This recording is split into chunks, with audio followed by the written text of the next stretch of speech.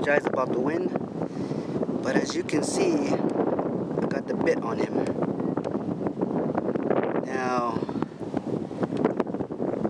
I am pretty sure that when he was a stud, I wouldn't have been able to do this. And as you can see, he has a little bit of an anxiety problem, but I'm slowly working on getting that out of him. And I know that if I had taken everybody else's advice on just saddling him up right away the same day that he was castrated or the day after, this horse would not be alive right now. He would be dead due to the fact that where he got castrated, it was bleeding a lot, wasn't healed up, and today, as you can tell, he's not urinating correctly. So the person who did this did a bad job. Not happy with his work, and he can go ahead and have his 20 bucks because I know one thing. But anyways, enough of that. Like I was saying, it takes time to train a horse, especially like him, because this is his first time going through all of this experience. He's had a saddle before on him. I've gotten on him before, on him with just a Bosel Hackamore, and that time he was a stud, and he was stubborn about it, just a little bit stubborn, but you know, he really didn't want to do anything, had everything his own way. But I worked with him still when he was a stud, but you can see the difference in him now due to the fact that he is he's got a lot more anxiety than he ever did when he was a stud. And that's because he's going through this process for the very first time. Doesn't know what's going on. He's like you or me when we're about to go for an operation. After the operation, you know, your whole life changes just completely, everything. And you don't know what's going on, and it's all new to you. You've never been there, you've never done it. So I'm trying my best to help this horse out, and I'm going slow and easy with him. You know, and he does still have a attitude problem, which that he's still giving me attitude by pinning the ears back, showing his anxiety. But I am slowly going to work with him because his anxiety, I'm glad, is not that bad. If it was really bad, this guy would be jumping right through this, over this, and he wouldn't even let me get near him. I mean, that's how bad some of this anxiety gets with some horses, and that's because of they've been traumatized, and he was traumatized by the operation, and he still remembers that. You know, just like you or me, we go through a car accident or something that scares the hell out of us so bad, and it traumatizes us, and we're not the same. And this horse is going through a little bit of that, but I'm doing the best that I can to gain his trust, his respect, and to also work with him, because I just don't want to jump on him and start kicking away and trying to ride him, because he's not going to understand what the heck is going on, and it's just going to traumatize him even more. So I'd rather build a slow relationship with him, and it's going to take time. It's not going to happen tomorrow. It's not going to happen by next week. It may be some small changes here and there, but I'd rather have a horse respect me and trust me than a horse that is going to go head bonkers out there and just not even care about me. Because I rode a horse like that one time, and so, but I just, I'm carrying on a bit too much, but I just thought I'd give you guys a quick little update on how he's coming, progressing, and I'm glad that I took the Clinton Anderson method, and I'm using it because it really helps. It's a lot more than trying to wrestle with these horses and force them to do something they don't want to do. So pretty much I'm just going to be leaving this bit in his mouth for a little bit longer, and I'm going to go for a ride, but pretty much I will be taking it off as soon as I am, before I go riding. So, and I'll put it back on again tomorrow, so he takes about a week to get used to this. Then I'll slowly start in between working on the left and the right, reining from the ground, getting him to flex and to stop, back up, you know, everything. And so pretty much we'll talk to y'all later. All right, here I am at my house. I'm all saddled up and ready to go, and I'm just waiting on Brandon, and hopefully he comes because he's running a little bit late. Well, he's about to run way late because I said at 3 and here it is going on about 20 after. And so if nothing by 3:30, then I'm just going to go ahead, get on, and I'm going to ride down to his place and see if he's there and ready or what. And because if he's not there, I'm riding down and take some more pictures of places you guys haven't seen. And you know, I'm going to take my time going down, and I'm pretty sure that he might show up. But either way, we'll see, and I will talk to y'all later. Alright folks, I'm going to be doing a little something here, in which that I'm going to see if I can get a bit in the animal's mouth, and not in Rainbow's, but let me separate them.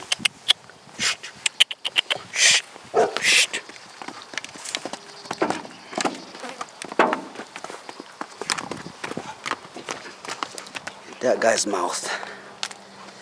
So I will be back in a few seconds to give you an update on the bit I'm going to use. Well, not an update, but you know what I mean. Yep, taking my pain medicine before I go on a ride, because the last time I went,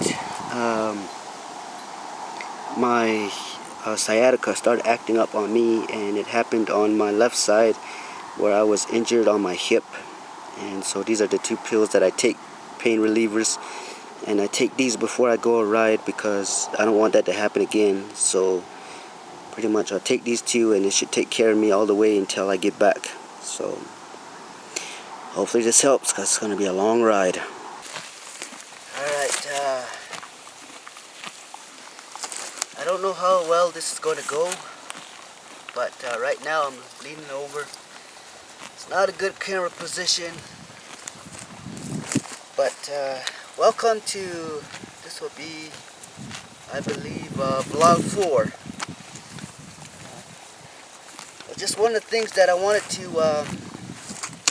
get off of my chest. Let me move back a little bit so I can get it better in frame. One of the things, and give you guys some updates, is the first thing that's on my mind is I tried to earlier get some footage of me training my horse. Not Rainbow, the one that I'm riding, that I always ride, but the little stud. Well, he's not a stud, I don't know what he is anymore, but, and yes, that is my horse taking a bathroom break at McDonald's. But what I want to say is that I was training that horse because, like I had said in the earlier vlog, is that he had got castrated, and I was worried about him. But it has been over, this coming Sunday will be 2 weeks since he's been castrated, and he's doing okay. He's fine. Everything's dried up. The wound, the hole where he got castrated at, is healing up perfectly. I'm really happy. I'm real happy about that. I'm glad. I'm very thankful to the Lord that, you know, he's still alive and that he's still here with me. And I'm very, very thankful for that. And I'm not going to forget about that. So, Lord, first off, let me thank you for saving my horse's life and having me spend a couple more years with him. Now, I missed some excellent footage from this past week and I believe 1 or 2 weeks before that, one of them was on my best friend Brandon Cody. He went to a jackpot team roping, and that day I should have taken the camera with me, but as always, I thought he was in a rush because he does things late. So I thought at that time that he was in a rush, but he wasn't, and I forgot my camera, so I didn't get to upload that, which would have been awesome. And then I missed out on, well, I couldn't help it. My saddle was in the pawn shop, like I said, so I had to go up and get that saddle out. And that same day, they were doing branding calves up in a place that they call Chino Spring, which is to the east of here, so it'll be that in that direction, but a little bit more that way, I guess, a little bit more that way. But anyways, that was way out there, and that would have been some more excellent footage again. And this past week, we went into a place that's called Cedar Canyon and Cedar Creek, and that place is just awesome. Some beautiful wild horses out there, and also maverick cattle. But one of the things that really surprised me is that they have ancient Anasazi ruins out there that are on the side of the mountain.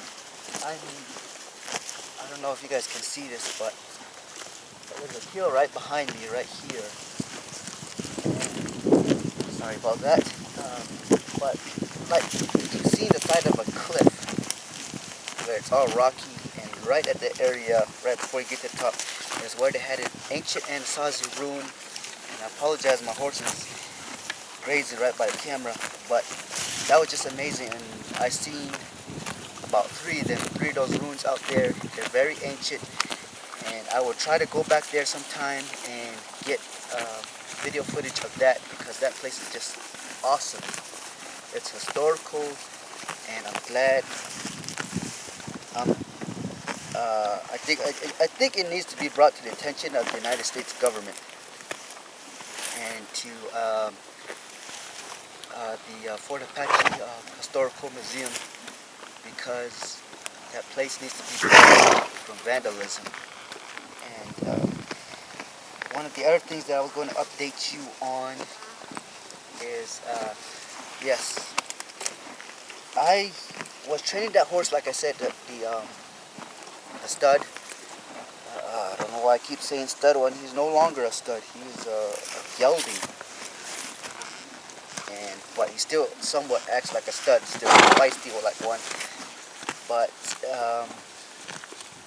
one thing that I want to say on this vlog is that a lot of people here on the reservation, they train horses in which that they buck them out. They don't take the time to make sure that the horse is bomb-proof, or that they get along with him. And you guys, I'm pretty sure a lot of you know what it is that I'm talking about. They used to do it way back in the 1800s, and still to this day they still practice it, in which that they take a wild horse and they just jump on it and let it buck. And to me, I don't like working with horses like that. And you know, yeah, I used to be a fan of it, but the reason why I don't like it is due to the fact that some horses, yeah, sure, they turn out fine when they're done bucking and doing all that, but some of them will not be. They will be very skittish, very scared, because they don't understand what is going on. So a lot of them, you'll move just a little bit and they'll be frightened of their own shadow, and they'll have a lot of fear, and you'll have a hard time trying to get on them. You'll have problems with them being very twitchy on the trail, even though there's nothing going on. And you guys know the problems that I'm talking about. So I don't like it. That's the reason why I don't like breaking horses that way. And I like the Clinton Anderson method, because it works with the horse, and it gives me the chance to better understand that horse and what kind of mentality that he is in. And you know, I can tell when I'm running that horse around in the round pen. I can see where his mind is at, whether it's aggressive, relaxed, whether he's insecure, panicky, or whatever his attitude is. I can see all that in his demeanor. But like I said, that as I don't like it, so I have had people like yesterday. One person came up, my neighbor, telling me that I should just jump on my horse and that he's not going to do nothing. Well, the problem with that is that my neighbor didn't read the signs very clearly that that horse was not ready to get on no matter what you say, because he was aggressive. His ears were pinned back. He was peeing a lot, which is a sign that that horse was very nervous, panicky, and he just, you know, some people when they get scared, they'll pee, and that's what that horse was. So there was no way that horse was safe for me to just put a saddle on and jump on him and ride him. No, because that would have led to some serious problems in me getting hurt or either the horse getting injured as well, and I'm not willing to have that happen. So I'm gonna take the time to get that horse to learn, understand, respect. I want him to learn that every time that I'm going to get on him or that I'm going to be with him, nothing bad's going to happen. See if you can find out where those horses are at.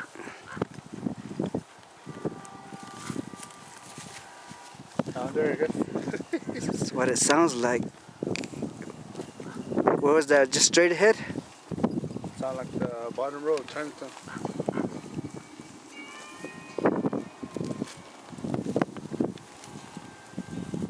Dang, all them houses and brushes are in the way, man.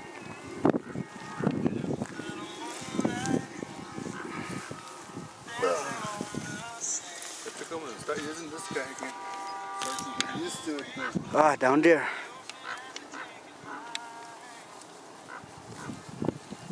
The heck are they? At the intersection, or where is it at? I can't tell, man. It's on the main highway, but I don't know what the heck they're honking at.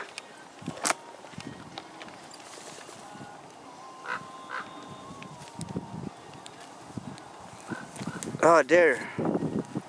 Something on the road. Horse, probably. No, it looks like a dog. Looks like a dog trying to cross the road.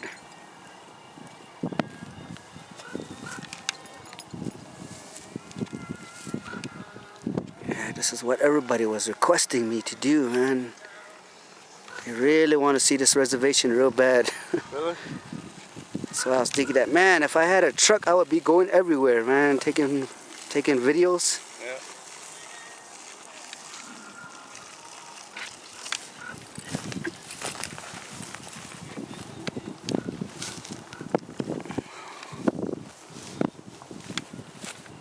And I hope this comes out the way that it looks, man, because I love the way this thing looks, the color correction and all that.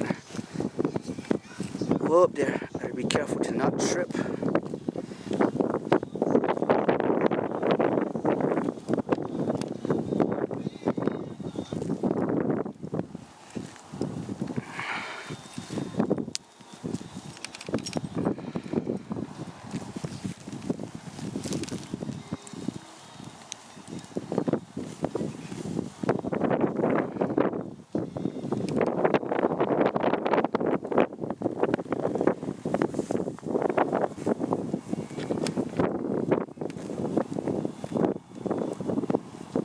I can see that road that goes up Samuel Hill.